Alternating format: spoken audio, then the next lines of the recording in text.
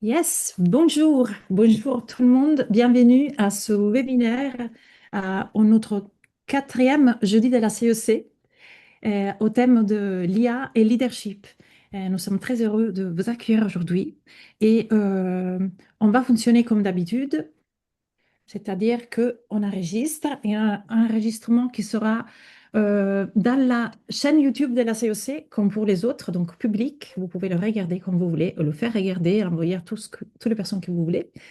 Il y aura un temps pour les questions. Vous pouvez poser vos questions dans le chat. On aura un temps les dédié pour l'interaction. Et sans plus tarder, en tout cas avec vous aujourd'hui, ben, il y a moi, Angela, il y a Eric, Hélène Oteno, la présidente de la Heart Leadership University, et Thomas Brozard de Norcis, et qui est directeur pour entreprise. Et je te laisse la main, Eric, pour le dérouler. Trop bien, merci. Bonjour à tout le monde. Ceux qui se sont connectés là, dans votre moment important entre 13h et 14h. On a un déroulé jusqu'à 13h55. Pour l'instant, on a toujours tenu cet engagement pour que vous ayez 5 minutes de respiration avant de lancer votre après-midi. Merci d'être là. C'est un thème particulièrement crucial qu'on va aborder aujourd'hui. On donne une grande place à l'avis d'experts parce que Hélène a plein de choses à partager.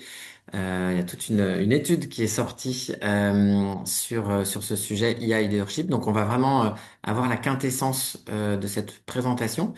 Et puis après, effectivement, Angela l'a dit, on aime les moments d'interaction dans la CEC. Donc poser des questions, des réactions, si on a tous des envies, des opportunités et des craintes aussi par rapport à ce sujet-là. Donc il y aura un moment d'échange. Et puis on a demandé à Thomas Brezard, qui est un allié de la CEC dirigeant chez Norcis, de donner son point de vue aussi, puisqu'ils sont assez avancés sur le sujet, assez avancés aussi avec la perma-entreprise sur des modes de gouvernance et de leadership moderne. Et donc, il y aura ce regard aussi en plus. Donc voilà ce qu'on vous propose pour aujourd'hui. Et peut-être, alors fais encore deux, trois clics, Angela, et puis ensuite on laissera la main à Hélène. Ce qu'on voulait faire aussi, c'est faire un petit sondage. Alors voilà, tu peux y aller. Je partage d'abord deux informations clés et puis on fera nos deux sondages qu'on aime bien faire. Si tu reviens en arrière, on a effectivement pour tous nos alumni un bel espace membre. Vous êtes déjà plus de 400 à vous être connectés à cet espace membre, donc on sent déjà les liens qui se tissent entre vous. Merci pour ça. Il est vraiment fait pour vous. Vous avez dedans l'annuaire de toutes les entreprises et les dirigeants de la CEC, tous les liens vers les webinaires, les événements qui viennent automatiquement pour vous selon votre territoire et votre thématique, plein de ressources clés aussi, et vous avez accès à votre feuille de route que vous pouvez aussi augmenter, mettre à jour de vos dernières avancées. Donc voilà, n'hésitez pas, lancez-vous. S'il y a le moindre souci technique, vous revenez vers vos contacts CEC, alumni, et on sera là pour vous faire monter à bord. Deuxième actu, on a encore des parcours en recrutement actuellement. Donc si vous avez envie soit de redoubler, ce qui arrive hein, de temps en temps, ou de parler à des dirigeants autour de vous, n'hésitez pas. Notamment, on a des parcours qui vont se lancer là au mois de mai, comme l'Île-de-France, on a Provence-Méditerranée qui recrute encore, Massif Central en plein recrutement, le Pays Basque aussi, un parcours dédié agro. Et puis un nouveau territoire, le centre Val-de-Loire. Et j'oublie aussi les Hauts-de-France. Donc voilà, hyper important pour nous si vous êtes les meilleurs ambassadeurs de la CEC. Donc n'hésitez pas à coopter des participants des futurs parcours pour avoir du renfort. Et puis là, on se lance, on est à 222 participants, donc c'est un bon signal sur ce sujet. Alors, on va vous demander de mettre une note de 1 à 10 dans le chat. On a deux petites questions. La première, c'est dans quelle mesure l'IA, alors, l'IA au sens large, est déjà adoptée dans votre entreprise? Si vous pouvez répondre dans le chat, et pour Hélène et Thomas, ça sera hyper intéressant. Donc, en gros, vous savez même pas ce que c'est et vous n'en avez jamais vraiment entendu parler. Et 10, c'est les déployer partout dans votre entreprise. Euh, je lis les notes qui s'affichent. On a de tout. On a de tout. On a quelques 10 qui apparaissent. Merci pour votre sincérité, ceux qui, à vous, qui sont déjà à 10. Et autrement, voilà, on a un petit peu de tout. Je verrai une moyenne dans la moyenne, peut-être. Il y a pas mal de 2 et de 3 aussi. Super, merci pour ça. Deuxième question, aussi pour aller dans le vif du sujet, et puis ça te fera un tremplin, Hélène. Eh bien, l'IA pour vous, aujourd'hui, ça suscite de la peur ou de la sérénité? Alors, la note de 1, c'est ça vous terrorise. Et la note de 10, c'est vous êtes 100% confiant, confiante que c'est une super belle opportunité et que tout va bien se passer. Donc là, on rebondit sur des notes entre 1 et 10. Est-ce que vous êtes effrayé ou est-ce que vous êtes enthousiasmé? Là aussi, on a beaucoup de disparités, énormément de disparités. Euh, Bon, bah, Hélène, je crois que tu peux prendre le pouls de notre collectif qui est prêt, qui est très chaud sur le sujet. On est maintenant, allez, presque 250. Donc, on se lance. Est-ce que le plus simple, c'est peut-être que tu prennes la main de partage ou tu veux Je qu'Angela le fasse? peux, je peux, oui, Angela, si tu veux partager, je déroule les slides, quoi. Effectivement, ce sera plus fluide. Super. Euh, donc, bah, merci à la CEC de m'inviter pour cette séquence déjeuner autour de l'IA. Vraiment un plaisir de vous partager tout ce que je vais évoquer derrière ou d'ailleurs de retrouver certains d'entre vous. J'attends Angela voilà que de voir les slides, parce que du coup je n'ai plus les slides, mais ça va venir. Alors, attends, c'est pas grave. Sinon, on va faire comme on était, hein. Si on fait plus simple, on reste comme on était avec les slides et tu déroules. Si voilà, on est bon. Voilà, c'est parfait. Donc ici, si tu affiches la partie qui est à droite, on va voir donc ce que je propose de vous partager ce midi.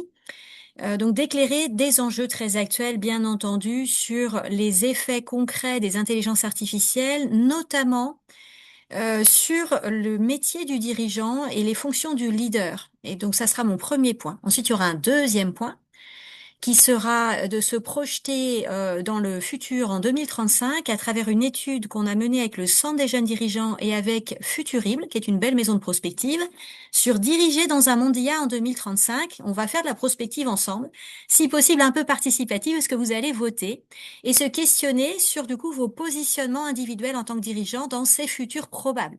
Le troisième point, on va creuser un petit peu la question des risques en s'appuyant sur un matériau ressource pour objectiver, factualiser des risques de court terme ou de moyen terme pour les personnes, pour les entreprises et pour la société. Le quatrième point, ce sera donc de partager avec vous différentes recommandations que j'avais eu l'occasion de partager dans une entreprise, d'ailleurs dans plusieurs, puisque Thomas partagera aussi son témoignage tout à l'heure, qui est, en fait, il n'y a pas une recommandation unique qui serait valable dans toute entreprise, dans tout secteur, dans toute taille et dans tout territoire vraisemblablement. Et donc les recommandations que j'avais à vous partager, c'est comment mieux éclairer la façon de délibérer, puis de décider du juste usage des IA. Et donc c'est très situationnel. Voilà. On peut continuer, Angela, si tu veux. Voilà, bien sûr, un temps de questions-réponses et n'hésitez pas dès à présent à mettre des commentaires dans le chat, de toute façon. Alors tout d'abord, sur mon premier point, je vais partager l'essentiel d'une étude qu'on a menée en 2024 qui s'appelait Diriger avec l'intelligence du cœur à l'intelligence artificielle. Vous pouvez retrouver le rapport sur le site web de HLU et vous pouvez retrouver une vidéo replay de la soirée de restitution qu'on avait fait. Si on va tout de suite à la page d'après pour parler du contenu, on avait donc éclairé dans cette étude différents enjeux globaux de l'IA que certains d'entre vous qui sont très familiers avec le sujet, bien entendu, doivent connaître, qui est les évolutions technologiques, les familles d'IA, donc IA prédictive, IA générative, IA agentique, IA dans la robotique, etc. La deuxième partie de ce rapport éclairait la question des forces en présence. Qui sont les géants de l'IA, ce qu'on appelle les AI superpowers, pour vous dire en même temps que la technologie n'est pas neutre. On voit beaucoup de débats sur est-ce que telle technologie est efficace ou pas, utile ou pas, est-ce que donc j'ai envie de développer cette technologie ou de la déployer. Et on oublie assez souvent la question des rapports de force et notamment des questions géopolitiques. Et donc le point 2 de ce rapport parle particulièrement de la dimension géopolitique des IA et je vais d'ailleurs y revenir. Le point 3 bien entendu, peut vous intéresser à la CEC et vous êtes déjà sachant, et pour ceux qui veulent des chiffres ou d'autres clés de lecture, c'est la question de la matérialité de l'intelligence artificielle, bien entendu, tant sur l'amont, prélèvement de ressources, utilisation d'énergie, que sur l'aval, la fin de vie, les conséquences humaines. Bon. Et quatre, en fait, on avait commencé à s'attaquer à la question de, mais au fond, les IA, quelle est la posture des dirigeants d'entreprise face aux IA? On a bien vu dans le petit sondage qu'on vient de faire que les postures et les taux d'adoption sont extrêmement variés, qu'il y a des postures prudentes, des postures enthousiastes, des postures en retrait, pour un tas de raisons qui sont et personnelles et contextuelles. Mais nous, on a souhaité éclairer les impacts de ces choix d'IA sur trois dimensions du rôle de dirigeant que sont l'intuition, l'empathie et le courage.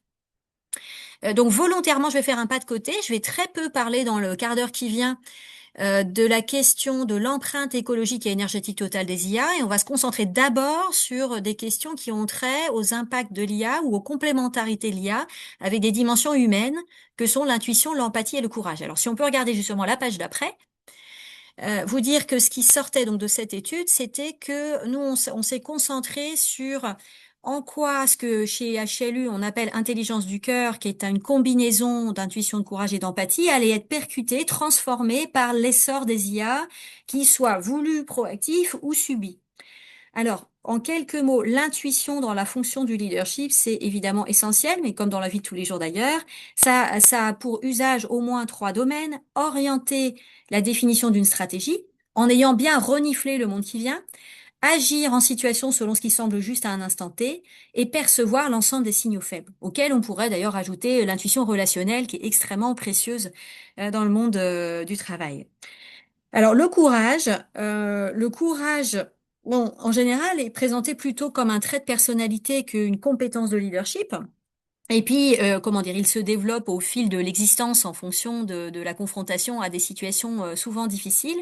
Pour autant, dans un monde d'IA, justement, pour faire des choix d'usage des IA ou des non-choix, ça pose la question du courage.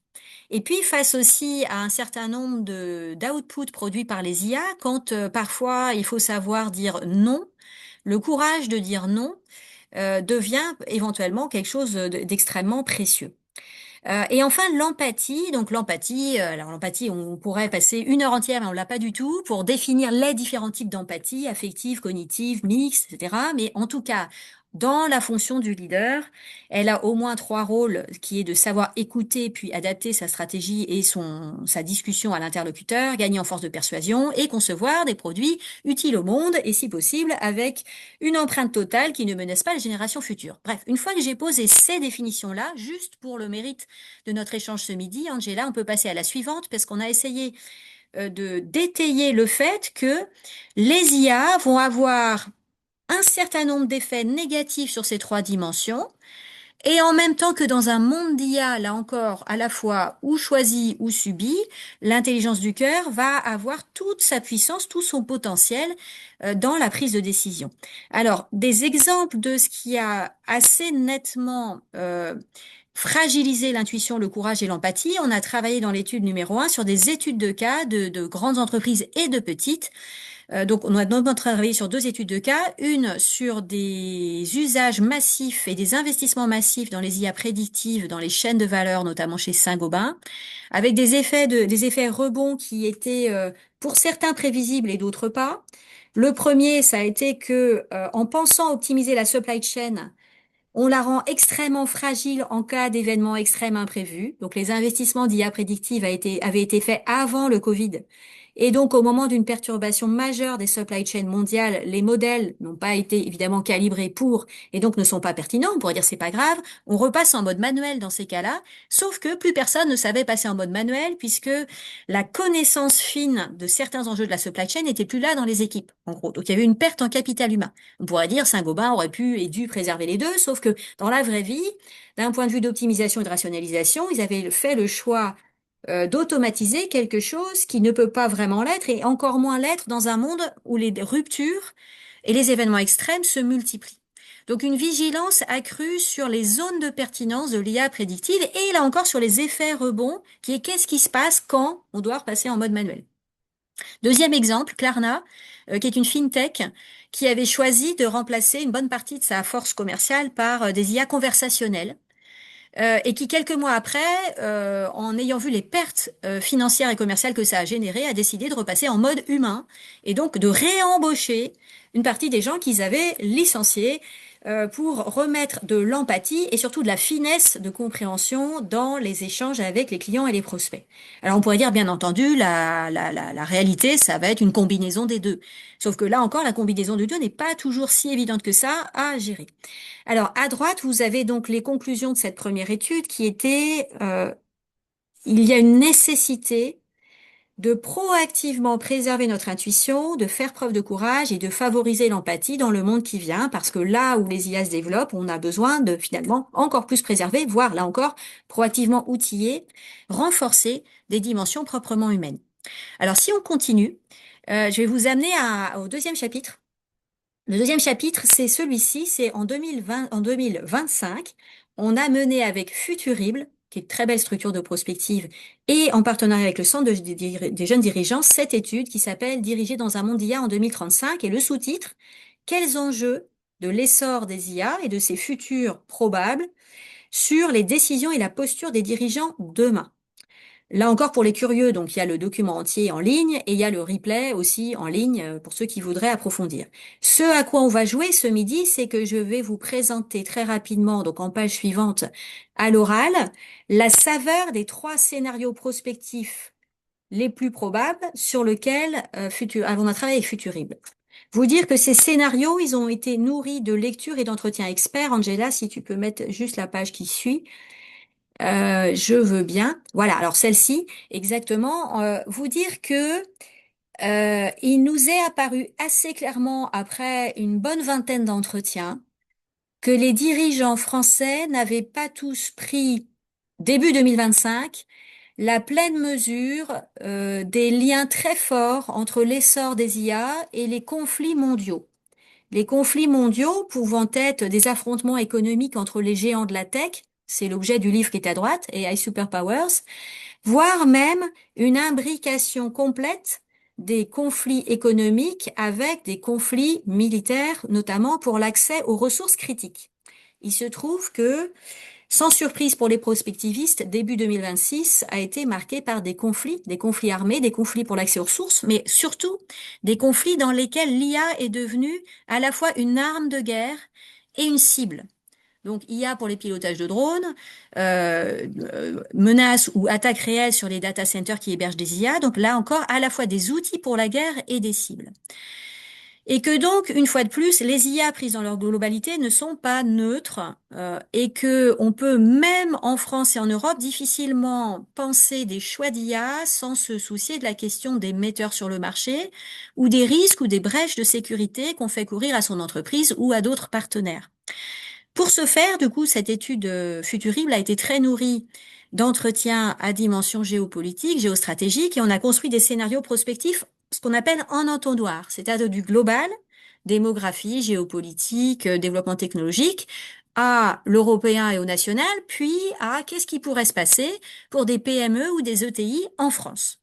Alors Angela, du coup, si on met la page d'après sur les scénarios, cette étude ne vise pas, c'est de la prospective, ne vise pas à prévoir l'avenir. Donc je fais toujours une énorme précaution oratoire, je vais le dire 2 fois.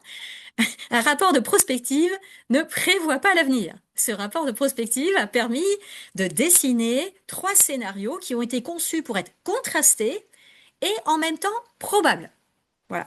Donc, ce que je vais faire là maintenant, c'est vous lire à voix haute un très court descriptif des 3 scénarios centraux qui sont dans le rapport Futurible.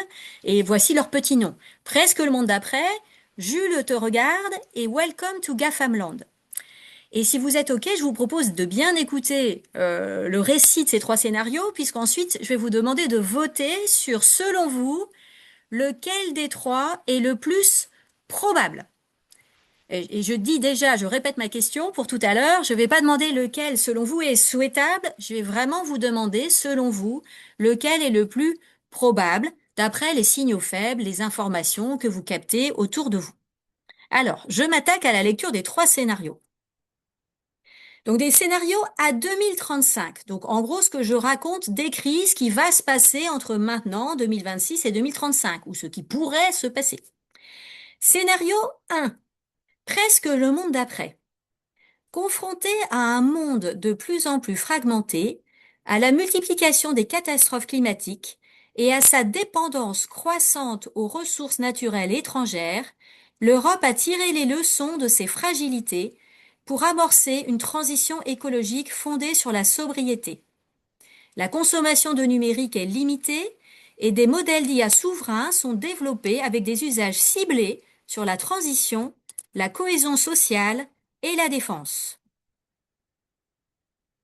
Je copie le petit texte à droite pour ceux qui sont plus visuels que auditifs. Donc ça, c'était le scénario 1, presque le monde d'après. Je vous lis le scénario 2. Jules te regarde. Après un ultra crash en 2029, les États-Unis sont empêtrés dans une récession économique et de très fortes tensions sociales et politiques internes. L'amoindrissement de leur influence internationale profite à la Chine. En Europe, le modèle de la démocratie libérale est décrédibilisé. Et les régimes autoritaires se développent, comme en France, avec l'élection en 2032 de Jules, premier président pérenne. Ancien influenceur, il mène une politique populiste, pro-business et techno-autoritaire, largement fondée sur des solutions numériques chinoises, en particulier dans le domaine de la sécurité. Scénario 2, je vous le mets dans la conversation. Et me voilà sur le scénario 3. Welcome to GAFAMland. Depuis l'élection de Trump fin 2024, la collusion entre intérêts privés et publics n'a fait que s'approfondir. Les big tech sont devenus des méga nationales, incontournables de l'ensemble des chaînes de valeur économiques. Prioritaires dans l'accès à l'énergie et aux ressources naturelles, elles ont une influence politique et sociale considérable. L'Europe et la France sont devenues de véritables colonies numériques dépendantes aux solutions big tech. À l'exception de quelques rares entreprises ayant développé des cas d'usage à succès, le continent n'a pas vu émerger un secteur tech compétitif. Le développement de l'IA a donc conduit à une polarisation des organisations, grandes entreprises versus PME, une polarisation des travailleurs, destruction d'emplois peu qualifiés et intensification du travail dans les très grandes structures, et le monde du travail est devenu IA dépendant et IA orienté. Là encore, je copie ce petit texte. Et Angela, si du coup c'est le moment, alors je vois, je vois déjà des commentaires, voilà, d'ouvrir ce petit sondage. On est d'accord que ces scénarios sont, un, volontairement contrastés, deux, figurent comme probables et pas forcément souhaitables, et on collecte vos votes.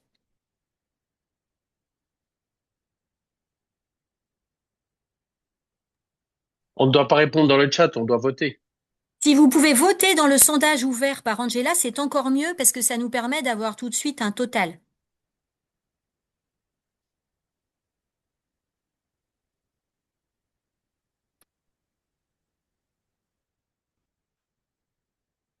On se donne encore quelques secondes. Je vois Eric qui dit on va faire advenir le 1. Et en fait, la question, ça va amener la question du pouvoir d'agir, hein, parce qu'en fait, c'est pour ça que volontairement, j'ai commencé par la notion des rapports de force et d'acteurs dominants. Ça ne veut pas dire qu'il faut rien faire, hein, mais on peut pas exclure la question géopolitique et celle des acteurs dominants. Alors, ça se stabilise, enfin, ça évolue encore, mais ça se stabilise un petit peu. Alors, évidemment, je vais faire quelques commentaires là-dessus et je vous remercie hein, pour tous ceux qui ont voté et qui ont pris un choix, voilà, qui est peut-être un choix par défaut d'ailleurs, mais merci d'avoir voté. Évidemment, à chaque fois qu'on répète ce sondage dans différents endroits, on a différents résultats. Bon.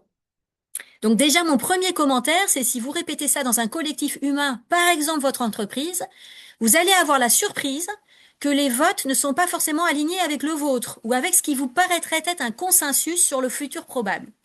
Donc tant qu'on ne se parle pas ensemble de qu'est-ce qu'on pense être un futur probable, on fait beaucoup de fausses suppositions sur ce que pensent réellement les gens comme étant le plus probable. Ça, c'est mon premier commentaire. Ça veut donc dire que quand vous instruisez des décisions collectives d'entreprise, Sur des choix stratégiques d'entreprise, ces choix vont être plus ou moins pertinents, plus ou moins robustes, plus ou moins judicieux dans tel ou tel contexte. Or, si vous ne faites pas un pari ou des paris convergents, ou si vous ne réfléchissez pas aux décisions qui vont être les plus robustes, là encore, dans tel ou tel futur, eh bien, il risque d'y avoir un grand écart entre la perspective ou la prospective non partagée et les choix que vous faites. Donc ça, c'est mon premier commentaire. Mon deuxième, c'est vous dire, de manière très qualitative, et on n'est pas un échantillon de 1000 personnes, que vos votes ici qui donnent GAFAMLand plutôt dominants, on va dire au-dessus de la moitié des votes, euh, sont pas surprenants par rapport à tous les endroits où j'ai répété ce vote sur les 6 derniers mois. Pour autant, vous dire que essentiellement dans les groupes où je suis allée, j'ai rencontré une majorité de votants pour le scénario 2. Jules te regarde, qui est, et ça c'est très subjectif, presque pire. Bon, donc je voulais attirer votre curiosité sur pourquoi vous ici, en majorité à 57%, pensez que c'est peut-être 3 le plus probable, pendant que majoritairement d'autres penseraient que c'est 2. Puis évidemment, il y a d'autres endroits où c'est 1. Et donc, sur la base de quoi vous asseyez vos hypothèses prospectives? Avec quelle source d'infos en ligne Internet, quelle discussion, quelle connaissance de la géopolitique ou des technologies asiatiques. Donc, le 3 est déjà là. Voilà. Alors, effectivement, le 3, c'est celui qu'on perçoit le plus, mais du coup, j'attire à nouveau votre curiosité intellectuelle sur voilà, le combo 3 plus 2, ce qui est en train de se passer, et sur le fait qu'on peut avoir des zones, des angles morts, c'est-à-dire que par défaut d'information et pas forcément par manque de curiosité, on n'a pas nécessairement accès à l'ensemble des informations qui constitueraient une alerte précoce en termes de prospective, qui nous permettrait de voir venir un peu plus clairement ce qui va ou ce qui peut arriver dans les 5 à 10 ans qui viennent. Donc c'est une invitation à tous les curieux de prospective de lire plus de travaux de prospective et d'aller, pareil, creuser de l'info sur ce qui vous paraît peu lisible. Je vais utiliser une métaphore pour refermer ce chapitre. C'est un concept qui s'appelle le brouillard de guerre. C'est un concept très connu de stratégie militaire qui a été écrit par Clausewitz dans un traité qui s'appelle De la guerre, le Warfog, le brouillard de guerre, consiste à considérer que quand on est en plein conflit, on peut être dans un clair-obscur, ça peut être tard le soir, il peut y avoir un brouillard épais, et donc on ne voit pas bien les forces en présence. On ne voit pas bien les armes de l'adversaire. On ne sait pas si c'est un char ou une charrette. Bref. Donc cette notion de brouillard de guerre illustre ce que j'essaye de vous dire, c'est que beaucoup de nouvelles IA sont des instruments d'une guerre économique, militaire ou cognitive, et que très naturellement certaines manifestations en sont bien visibles, d'autres le sont beaucoup moins puisqu'il y a un brouillard de guerre entretenu. Bref, c'est une invitation à la curiosité pour les plus aventureux d'entre vous d'aller fouiller la probabilité d'advenir et les signaux qui renforcent le scénario 1, 2 ou 3. Alors une fois que j'ai montré ça, c'est pas pour se faire peur d'ailleurs, c'est plutôt pour donner envie d'objectiver des trajectoires de futur probables et puis voir comment, à l'échelle individuelle et en tant que dirigeant, on peut faire des choix. Donc ça va m'amener au point d'après. La slide d'après, on y est presque, c'est de vous partager ce visuel qui est dans cette étude faite par Futurible. On a dessiné, designé ce qu'on appelle des personas en design fiction, des profils de dirigeants fictifs, dirigeants de PME ou de TI, dans plein de secteurs variés. Ça va, tonton? Donc je vous invite là encore J'ai bien à sous la- peut-être feuilleter ces pages. J'entends quelqu'un, à feuilleter ces pages pour savoir, enfin en gros pour faire un effet miroir avec votre propre mindset, vos propres décisions, vos décisions d'usage individuel, vos décisions de positionnement stratégique, vos décisions d'évolution du business model, puisque sur ces 12 dirigeants fictifs, on a, essayé d'en faire un panel extrêmement varié. Donc, vous voyez qu'on les a rangés sur deux axes, ceux qui sont à titre personnel très fans d'IA et très utilisateurs, ou pas du tout, et ceux dans lesquels l'IA est vraiment clé dans le business model et dans la chaîne de valeur. Donc là encore, ces dirigeants fictifs sont des prétextes là, pour faire miroir et réfléchir à vos choix. Ça m'amène à la dernière page. Donc pour Angela, on peut passer la suivante. Ah oui, non, pardon, il me reste deux trucs. Comment trouver sa voie dans ce brouillard de guerre ou en tout cas dans ce grand flou? Je vais vous partager deux ressources. Celle-ci que vous aurez le loisir de fouiller si ça vous intéresse, qui est une base de ressources gratuite proposée par le MIT. Et donc sur la typologie de tous les risques les risques business, les risques pour les personnes, les risques pour la planète associés aux intelligences artificielles. C'est un répertoire qui est mis à jour régulièrement. Et donc, c'est assez intéressant pour aller voir quels seraient les angles morts, les types de risques que vous n'avez pas complètement considérés. Peut-être parce que vous n'avez pas eu le temps ou parce que c'était pas la priorité. Bref, c'est une grille de lecture qui permet là encore de faire un petit check-up des risques à court terme et de moyen terme, de la façon de les réduire, de la façon de se positionner. Donc, on passe à la dernière page pour Angela, qui est donc plus globalement des recommandations dans cet essor des IA, des enseignements, des recommandations. On a beaucoup discuté ces derniers temps sur ce qu'on appelle l'effet FOMO, Fear of Missing Out, qui est si je me mets pas à faire de l'IA, je vais être dépassé. Des réflexions autour du technosolutionnisme versus le technoréalisme versus le techno pas du tout. Des réflexions autour de la facilité, du gain en facilité de quotidien et des effets rebonds, bien entendu, de tout ça. Le deuxième point, c'est la parabole, la métaphore. Oui, il y a la grenouille dans l'eau bouillante, je vois, il y a la mouche dans le TGV. Alors, la grenouille dans l'eau bouillante, elle finit mal, en général, elle n'arrive pas à sauter. La mouche dans le TGV, en fait, il y a une mouche dans un wagon à Paris, le TGV démarre. La mouche, elle vole vers l'avant ou vers l'arrière du wagon, elle fait un choix, mais à la fin, elle arrive à Marseille. Donc la métaphore de la mouche dans le TGV, c'est quels que soient vos choix individuels, le TGV lui arrive à Marseille. Donc c'est cette idée de l'IA embarquée et des forces qui nous dépassent. Ça ne veut pas dire qu'on fait rien, ça veut dire que bien entendu, on est embarqué dans des mouvements historiques qui de toute façon nous dépassent. Bon, et donc il nous reste de la marge de questionnement et de choix dans un périmètre proche qui amène à différentes questions qui sont en dessous. Votre avis et vos choix quand il s'agit de différentes technologies ou familles d'IA, prédictives, génératives, agentiques, etc., des IA très gourmandes en data, des IA de savoir-faire, des IA de marché, des IA maison, il y a 15 façons de faire les choses. Donc ça, c'est une première chose, elle est assez technique.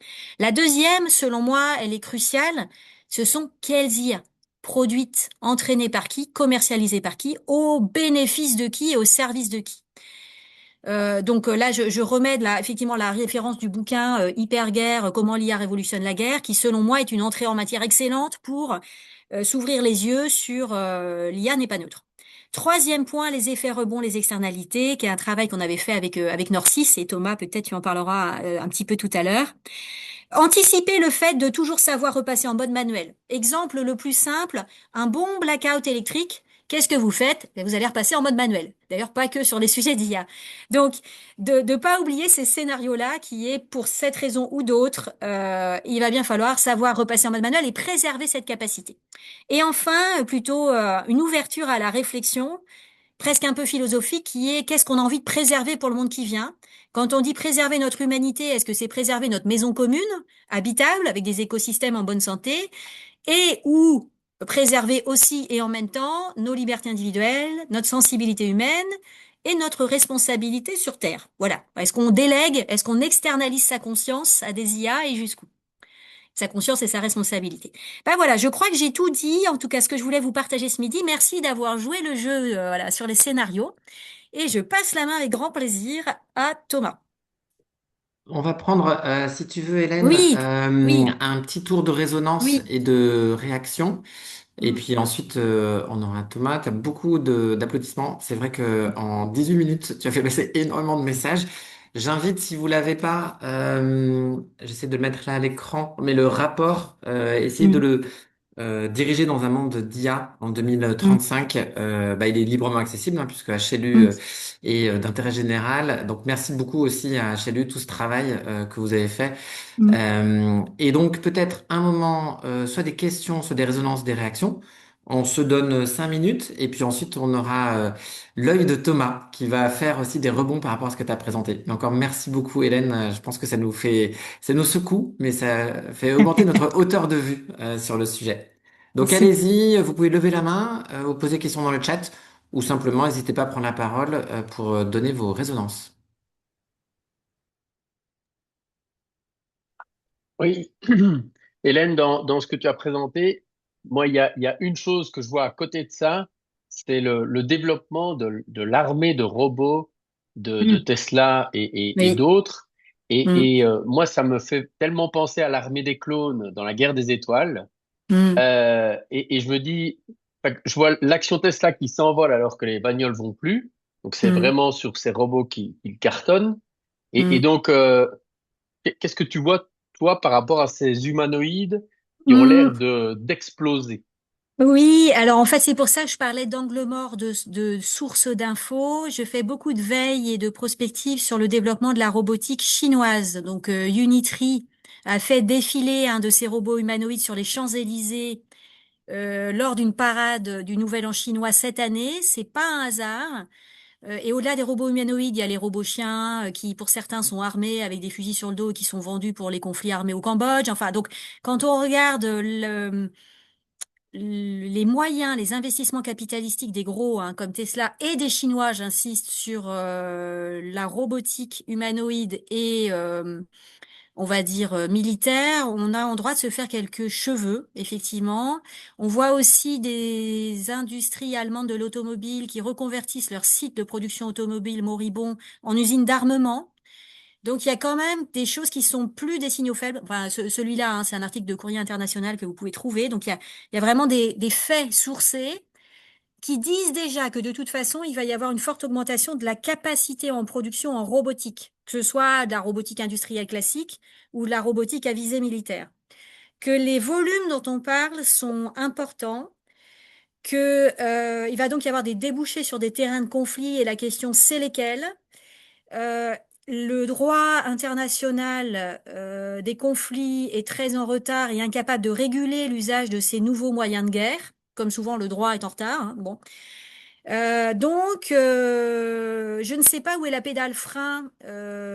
Enfin, sur l'IA robotique, c'est presque pire que l'IA agentique. Enfin, disons qu'il y a une potentialité destructive colossale qui me permet de rebondir sur ta question en disant qu'il y a la robotique d'un côté et il y a les IA agentiques pour la guerre cognitive d'autre part, qui est un de mes sujets de recherche du moment, sur lequel on bosse beaucoup chez HLU, sur la défense cognitive, qui est même en étant très lucide et très, ouais, très conscient de ce qu'on fait, de ce qu'on lit, c'est pas suffisant.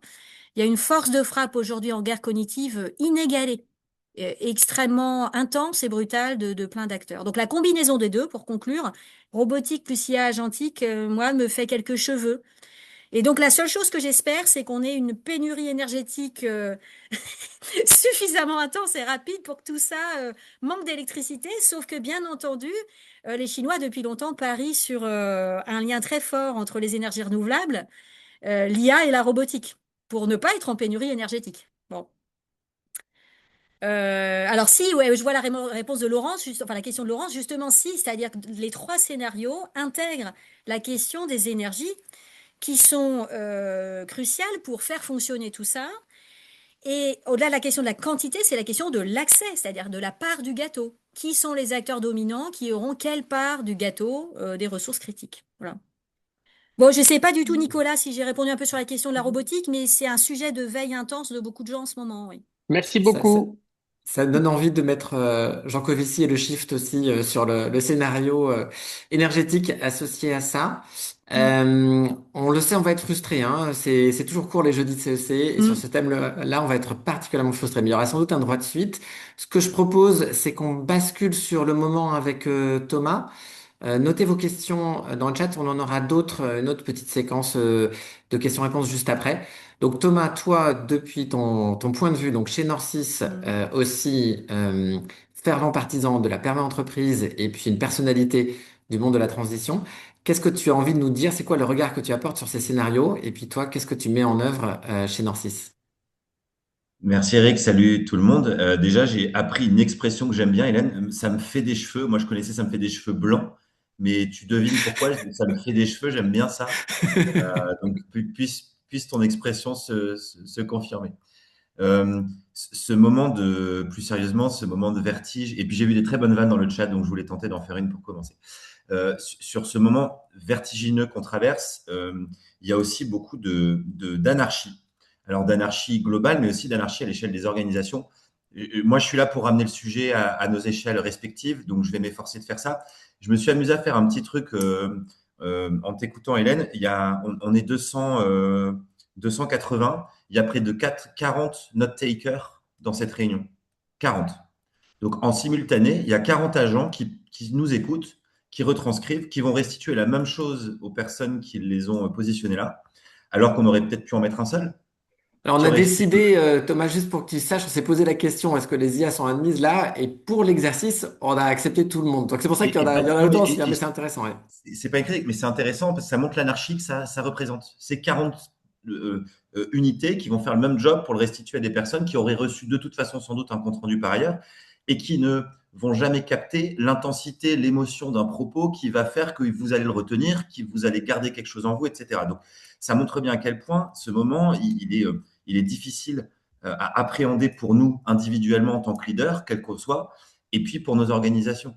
Alors, je vais essayer de modestement vous raconter en 10 minutes comment nous, on est en train de s'approprier cette révolution technologique. Il n'y a jamais eu dans l'histoire une telle rupture, une telle intensité qui vient révolutionner, qui vient parfois remettre en question des univers, des métiers, des industries, etc., comme l'IA le fait aujourd'hui.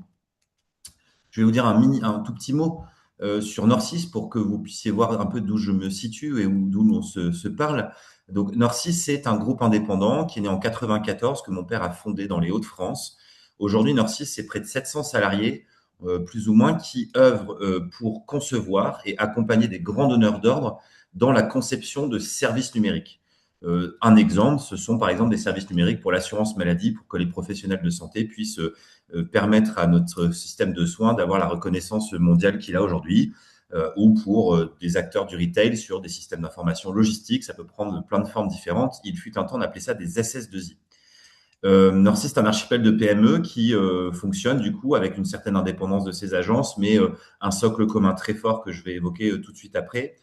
Simplement pour vous dire, au regard du sujet d'aujourd'hui, qu'il est évident qu'une entreprise comme la nôtre ne peut pas faire l'économie de l'intégration de l'intelligence artificielle dans ses métiers. Simplement, vous allez comprendre que chez nous, ça doit prendre une forme bien particulière et qui va fortement trouver écho dans le propos d'Hélène et dans l'idée qu'il faut garder beaucoup d'intelligence du cœur et humaine dans ce moment vertigineux que représente l'arrivée à marche forcée de l'intelligence artificielle dans nos vies. Alors, ce qui fait la particularité de Norcis, au-delà de son indépendance, c'est le modèle sur lequel on développe l'entreprise. C'est un modèle que l'on a inventé il y a 6 ans de cela. C'est un modèle qui fait l'objet d'un livre, qui fait l'objet de travaux. On vient de publier, par exemple, un gros document sur la façon dont le modèle contribue à la robustesse des organisations. Tout est accessible derrière ce petit QR code. Ce que je voulais surtout vous dire à travers cela, c'est que vous le voyez sans doute sur le dessin qui est issu du livre. Tout ce que l'on fait aujourd'hui doit être basé, régi par 3 principes éthiques indissociables. C'est un peu comme les 3 lois de la robotique, façon développement de l'entreprise. Et donc, vous avez 3 principes indissociables, prendre soin des humains, préserver la planète, et le troisième qui veut qu'on se fixe des limites pour ne pas maximiser le profit et que les profits que l'on génère soient redistribués équitablement. C'est pas rien de fonctionner sur cette base-là, et c'est surtout pas rien de fonctionner sur cette base-là à l'heure de l'intelligence artificielle, où je vous fais pas un dessin, il y a une façon d'imposer cette technologie qui peut paraître éminemment antinomique avec ces fondements-là. Voilà. Donc, je vais essayer de vous raconter en 5 minutes comment est-ce que nous, sur cette historique-là, on est en train d'œuvrer pour que l'intelligence artificielle nous rende plus efficaces vis-à-vis de nos clients, mais que surtout, on continue de se différencier d'une tendance sectorielle qui, moi, à titre personnel, me pose certains problèmes. Et donc, pour ce faire, aujourd'hui, ce que l'on veut dire à notre écosystème, à nos clients, à nos partenaires, à nos salariés, bien sûr, c'est ce qui est dit juste après. Angela, je te remercie de dérouler de la meilleure façon possible les diapos. C'est que nous, on veut être un acteur qui casse les codes pour un numérique plus éthique. Et pour y arriver, il faut que toute l'entreprise développe une culture de l'éthique. C'est ce qu'on essaie de faire. Et donc voilà, je vais essayer de vous en dire quelques mots vraiment sur le thème du jour pour être concret et le plus cohérent possible. En fait, il y a 3 échelles de mise en œuvre que je voulais évoquer, que je me suis noté. À l'échelle de la gouvernance du leadership, ça tombe bien, à l'échelle de nos métiers et à l'échelle de la façon dont c'est en train de faire évoluer aussi notre positionnement et nos offres. Je vais commencer par ce qui est sans doute le plus pertinent au regard du sujet du jour. Sur la gouvernance et le leadership, il y a 2 points en particulier. Lorsque voilà, cette technologie a commencé à arriver et donc s'est imposée à nous, a commencé à être utilisée de façon très anarchique, c'est-à-dire que chacun dans son coin teste des trucs, on se le dit pas forcément, on commence à se partager des documents sans se dire si ça a été assisté, réalisé, fait sans intelligence artificielle, donc on perd de la confiance entre nous. Il y a des contrôles qui se font par ailleurs. Il y a des gens qui s'épuisent parce que tout va tellement trop vite désormais que le cerveau ne suit plus. Dans la tech, on parle de brain fry en ce moment, hein, donc une surchauffe cérébrale chez les ingénieurs, les développeurs, etc., qui n'arrivent même plus à bosser tellement les agents d'IA les surchargent d'informations. Donc, il y a énormément de problématiques, y compris opérationnelles, à tout ça. Bon, étant entendu qu'il y a quand même plein d'avantages et de bénéfices à en tirer si on le fait bien. Je ne m'attarde pas sur ce volet-là parce que pour moi, il est acté. Et encore une fois, on n'a pas le choix. Par contre, comment on le fait de la meilleure façon possible? On a commencé, par exemple, à créer un cursus de leader éthique.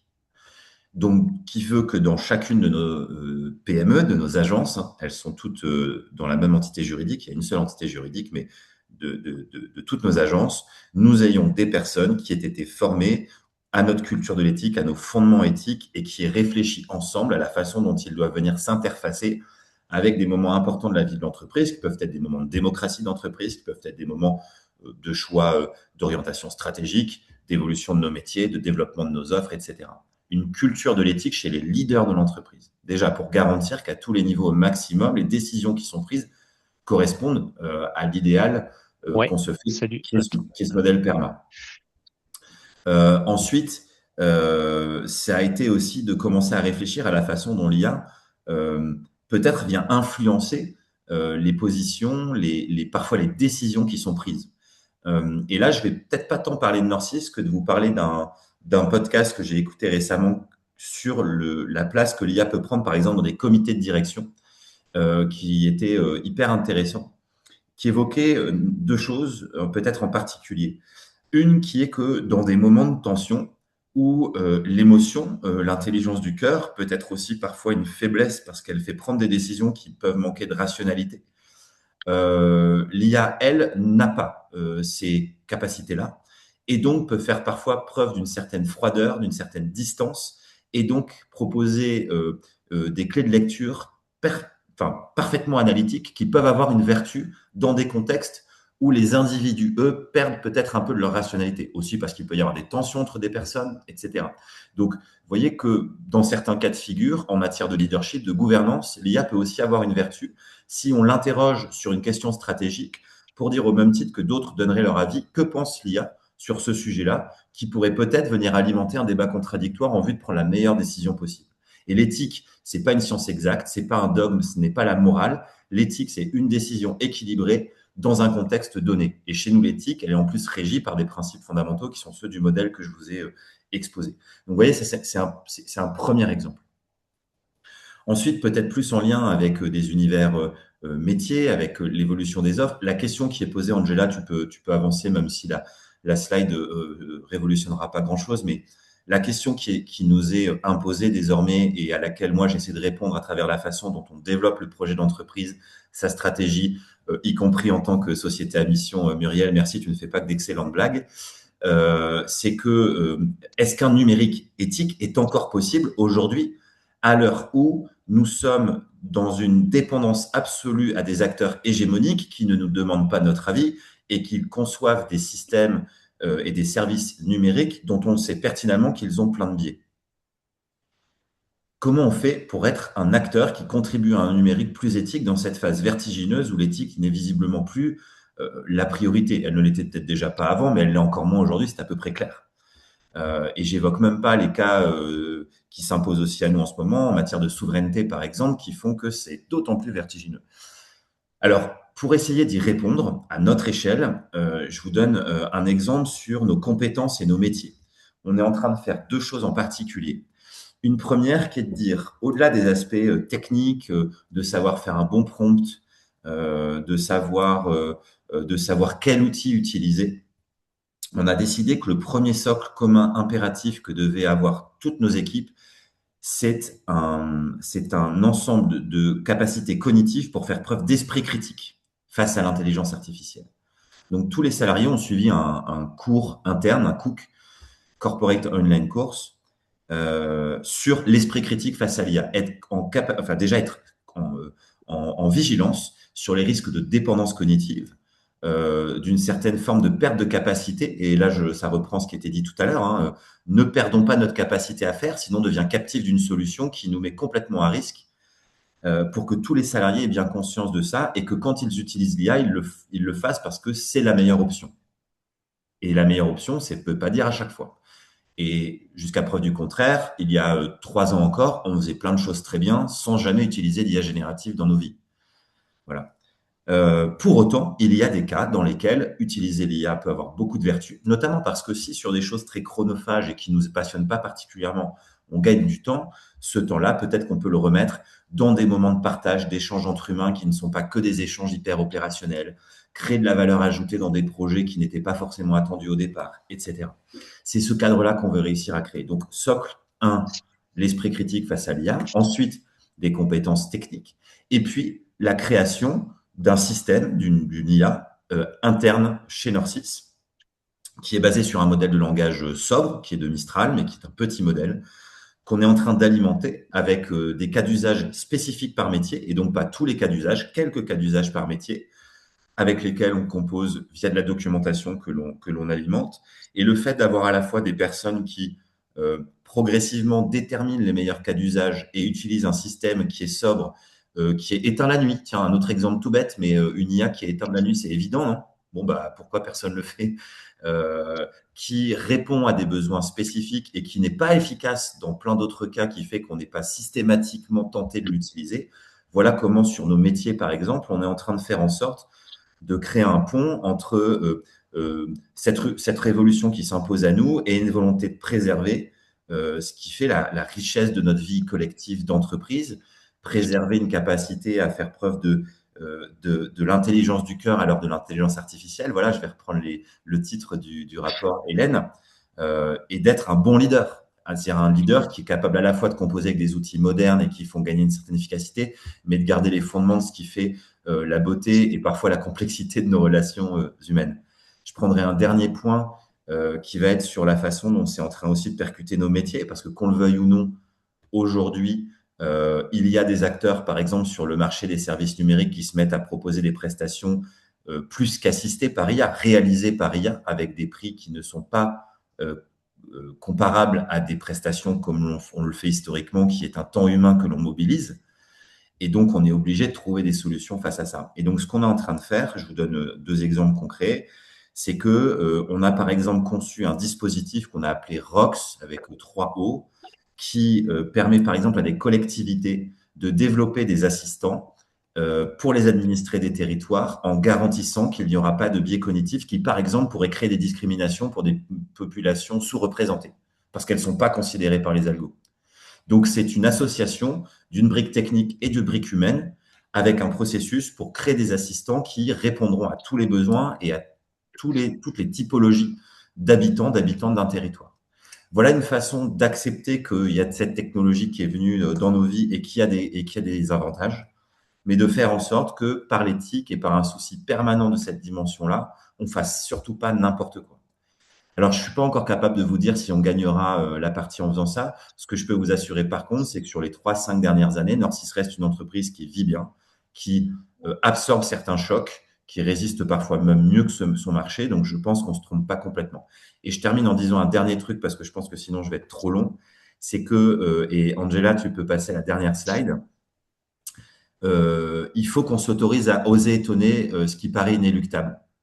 Et donc, je voulais juste terminer là-dessus. Bon, aussi en disant qu'on peut parfois s'autoriser quelques facéties avec l'IA, par exemple, générer des images qui peuvent être un peu rigolotes. Chez Norcis, on a pris une décision majeure l'an dernier, c'est qu'on a mis la nature au conseil d'administration avec un droit de vote et un droit de veto. Et ben voilà, peut-être qu'en faisant ça, peut-être qu'en dirigeant avec la nature, qui paraît une décision complètement débile pour la façon dont on voit les choses des personnes comme Donald Trump ou Jeff Bezos, on peut quand même penser, inventer d'autres façons de faire, d'autres façons de vivre ensemble, d'autres façons de composer avec les parties prenantes, étant entendu que l'IA sera peut-être une de ces parties prenantes demain. Mais bon, voilà, on essaie de trouver les meilleurs équilibres possibles et je n'en dis pas plus, sinon ce sera trop long. Ouais, merci beaucoup Thomas. En fait, tu nous as partagé beaucoup d'exemples. Tu t'es placé dans le scénario numéro un. Je pense qu'on est tous, on est inspirés, on a de la gratitude par rapport à toi, aux équipes de Nord 6. Beaucoup de gratitude aussi pour Hélène. Ce que tu nous as partagé, c'est extrêmement riche. Je pense que c'est le replay qui va être le plus écouté de l'histoire de la CEC. En tout cas, on va faire en sorte que ça advienne. Je termine en 2 minutes, parce qu'on voulait tenir notre engagement, mais on va dépasser un tout petit peu aujourd'hui. Moi, j'ai 3 points, et après les prochains pas, ça va être très vite. Moi, ce qui me vient vraiment, c'est l'esprit que tu as donné, l'esprit de discernement. Tu as appelé ça l'esprit critique éthique. Euh, euh,